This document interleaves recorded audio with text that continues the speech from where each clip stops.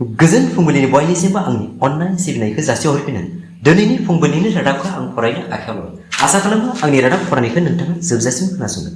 दिनैनि रादाबखौ फरायनो आं मुस्रि फैमान नाजादों।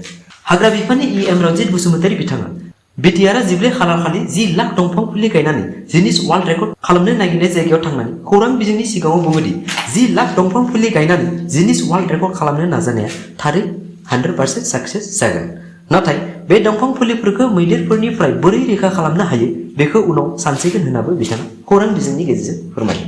बिथाङा बेवहाय BPF हानजाखौ गोख्रों रावजों सोंखारियोदि कौटि रां खरसा खालामना दैजिं फेस्टिभेल खालामनानै BPFआ गोबां सुबुंफोरखौनो जौ जुवानि एडिक्टेड थामहिनबा BTCआव ड्राग्स एडिक्टेड खालामनायाव BPFआनो गुबै बिहोमा जगायदोंमोन होनना बिथाङा रोखा रावजों फोरमायो।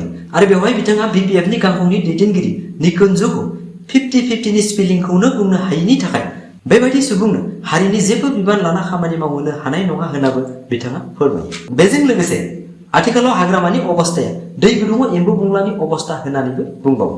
बेराफारसेथिं पर्बतजरानि MCLA मुनमुन ब्रह्म बिथाङा पर्बतजरा जिल्ला BPFनि माइनरिटि सेलनि मावफुं सोद्रोमानि जथुमायाव खौरांगिरिफोरनि सिगाङाव बुङोदि UPPLआ BTCआव थानाय माइनरिटिफोरखौ जौगाहोखांनायनि अनगा बेवहाय बिथांमोनखौ अन्याय हिसाबै अत्याचार खालामदों आरो बे अत्याचारखौ BTR गभर्नमेन्टआ आसामनि सरकारजों लोगो नांनानै उच्चेद खालामनायनि गेजेरजों मावफुंदों होननाबो बिथाङा अजद दैखाङो।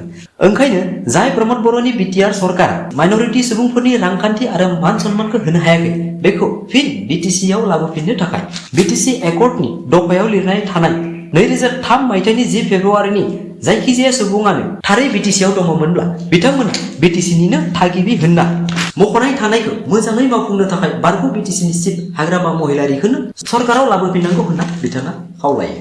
सरासनस्रायै सुथिया उपाधिनि मानसिफ्रा बायजोआव थाङोब्ला गोबां सोंलुनि मोगा-मोगि जानो गोनां जायो आरो माब्लाबा बे उपाधिनि सुबुङा थार बाथ्राखौ इस्टाब्लिश खालामनो थांनायाव माब्लाबा आर्गुमेन्ट खालामनो गोनां जायो आरो अब्ला खायफा थोंजोङै सुथिया टाइटेलनि सुबुंफोरखौ थागथा खालामनानै बाथ्रा बुंनायखौ समाजाव नुनो मोनो। नाथाय मख'थावनादि थारै सरासनस्रा उर्दु रावाव सुथियानि ओंथिया जुदिअ मूर्ख नाथाय असमिया रावाव बेनि ओंथिया जादों गोथार दैनि सेराव थाग्रा थागिबि।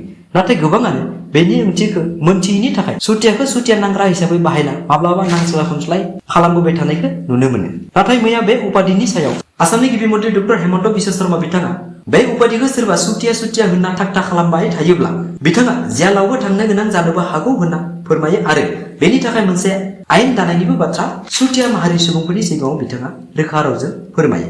थांनाय जानुवारि मासनि 23 जानुवारि खालारखालि अन्ध्र प्रदेशनि 23 बोसोर बैसोनि जाहनबी कान्दलाया आमेरिकायाव गारिजों सौग्रावजानानै थैदोंमोन। नाथाय जानुवारिनिफ्राय बिजिरै मैया रोखा जाबायदि बिथांखौ केविन दाबे मुंनि सासे पुलिस अफिसारासो सौग्रावनानै बुथारदोंमोन। CCTV केमेरानि गेजेरजों नुनो मोननाय बादिब्ला पुलिस अफिसार बिथाङा गावनि गारिखौ घन्टायाव 119 किल'मिटार गोख्रैथिजों सालायदोंमोन आरो बेवहायनो बे जाथाया जानो मोन्दोंमोन होननाबो सुलुङाव फोरमायो। मोनसे सोंखारिजाथाव बाथ्रादि जाय आमेरिकाया गावसोरखौ हिउमेन राइटखौ रैखा खालामनायाव मुलुगनि मादावनो सेथि होनना बुंबोबाय थानाय बे हादोरनि पुलिसफ्रा मुलुगनि सिगाङाव बिसोरनि गिलु बालु गाज्रि आखुखौ दिन्थिबोबाय थानायखौ मुलुगनि सुबुङा समखिखांनो हमदों। थांनाय 2020 मायथाइनि 25 मे खालारखालिबो सासे जर्ज फ्ल'यड मुंनि सासे सेंग्राखौ साब्रै पुलिसफ्रा जयै राजा लामायाव गाख्राव गयसे खालामना बुथारनाय जाथाया मुलुगनि सुबुंफोरनि गोसोखौ दासिमबो समखिखांहोयो। आरो बेनि अनगायैबो 2022 मायथाइयाव आमेरिकानि पुलिसफ्रा अना खानायै दाय गोनां गैयै गासैखौबो लानानै 1990 सुबुंफोरखौ गावथारो आरो बिब्दिनो 2020 मायथाइयावबो बिथांमोना 1100 सुबुंनिख्रुइबो गोबां सुबुंफोरखौ गावथारनानै गावसोरनि गोहोखौ दिन्थिबोनायखौ मुलुगनि सुबुंफोरा समखिखांनो हमदों। नाथाय जाहनबी कान्दलानि बिमा बिफानि मोनसेल' दाबिया जादों जाहाथे केविन दाबेआ बे दायनि थाखाय उचित बिसार मोनो। मैया शिबसागरनि आमगुरि मन्टेसरी जातीय बिद्यालय मुंनि फरायसालिनिफ्राय 3 थाखोनि सासे अंकित मुंनि सासे फरायसाखौ थाखो खथायाव फरायबाय थानायनिफ्रायनो सानैसो सिनाय मोनै सुबुंफ्रा हरखाब बोखांना लाना थाङो। मोनथिनाय बायदिब्ला फरायसालिनि बिबानगिरिफ्रा पुलिस थानायाव थांनानै बे खौरांखौ खौरां होयो आरो गथ'नि बिमा बिफायाबो गांसे एजाहार होयो। रादाब खोनासंगिरि नोंथांमोन, बेजों लोगोसे आंनि दिनैनि रादाबा एसेनोसै।